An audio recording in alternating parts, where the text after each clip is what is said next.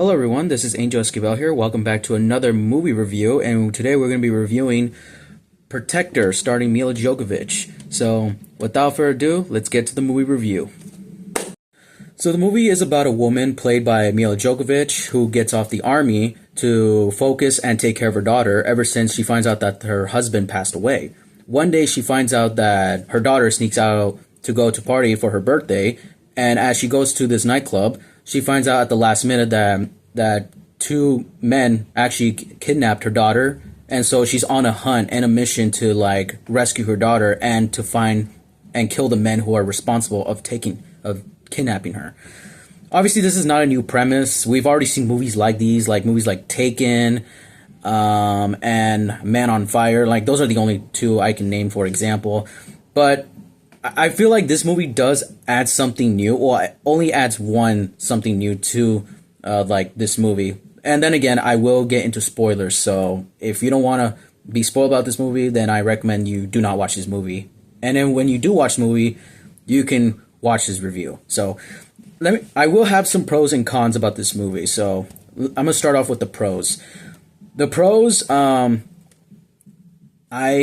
think the action sequences, the choreography are really good. I think they were well coordinated, and the performances are good. I do like Mila Jovovich as an actress. She is a really good actress, and the death scenes are actually really cool.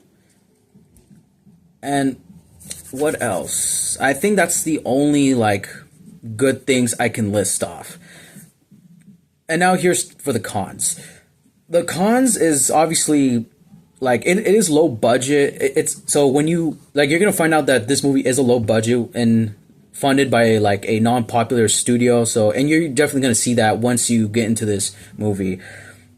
The action is good, but when it comes to the choreography, some parts of the choreography look good, but then there'll be times where it's they use this cheap method of cutting for 1 second and then cut 1 second of a shot to make the fight look easier, which, I mean, I've done research on that. It's it kind of makes the fight scenes look a little cheap.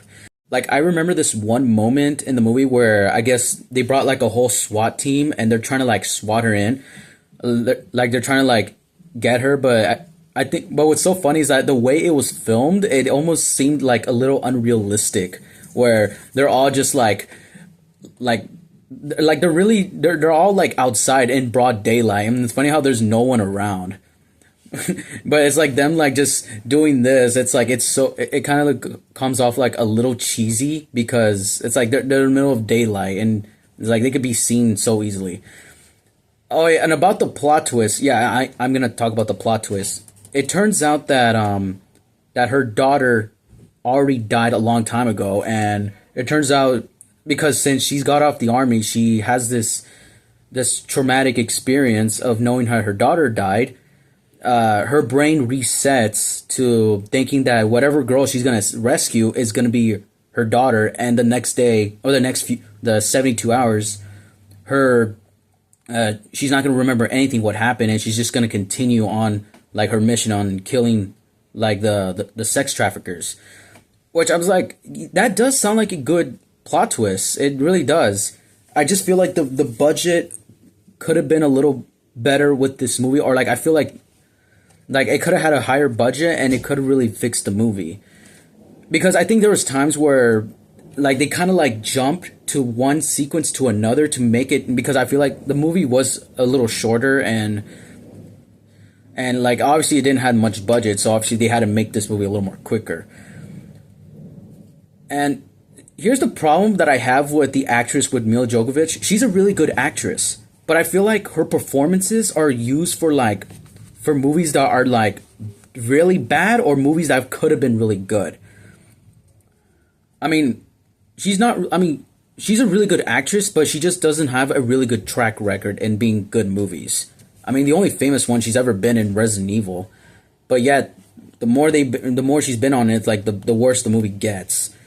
And it's not her; it's just the plot in general about the Resident Evil movies. But yeah, But I'm not talking about that right now. It's about this movie. This movie could have been good. It could have had potential, but it just like I think the editing, it kind of like, and also like the production was like very like low on it. At least a good thing about this movie is that I am invested in the main character, you know, to like pursue her mission in rescuing her daughter and also killing these bad guys. You know, I gotta say, there's another. What I'm at fault in watching at this movie was that since I got off work like late at night, I did, to be honest, I did fell asleep in some moments. So there was times where I couldn't fully like completely watch the movie clearly. Like I think like the moment I started to wake up, like is when they reveal the plot twist, and I started sleeping when like I think when we reached our main climax, and I just forgot like the time or the time of the movie.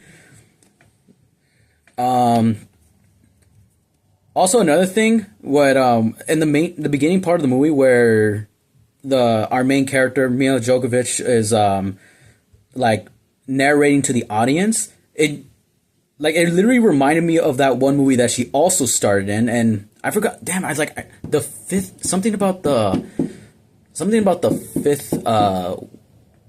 Like is she? I forgot what the movie's called. I'm gonna research it again. But she starred in a horror film where she's like talking about aliens, and she also does the same thing about narrating to the audience.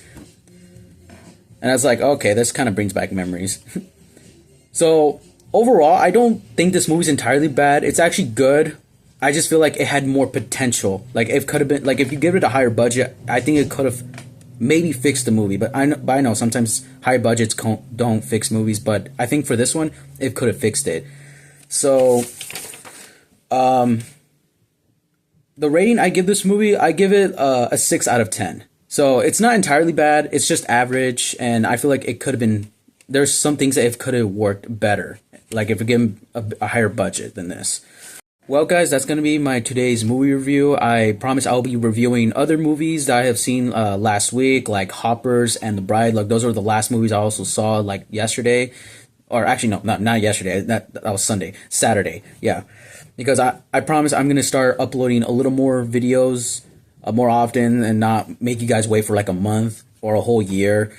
So because also next up I'm going to be start watching more movies like Undertone and Reminders of Him. Yeah, I'm going to go watch that movie. Because why? There's nothing else to watch. I've already seen everything. So I hope you enjoyed my movie review, my terrible stuttering, and yeah, exactly, my terrible review, because I'm putting out my opinion, but then again, I'm really bad at it. So I hope you like, comment, share, subscribe, hit the bell notification icon up there. Make sure to follow me on my Instagram page at Thunderstruck1810. This is Angel Esquivel here, and as always, Bruce Lee once famously said, "I fear not the man that has gambled at 10,000 slot machines at once, but I fear the man who has gambled on one slot machine 10,000 times." The fuck you staring at?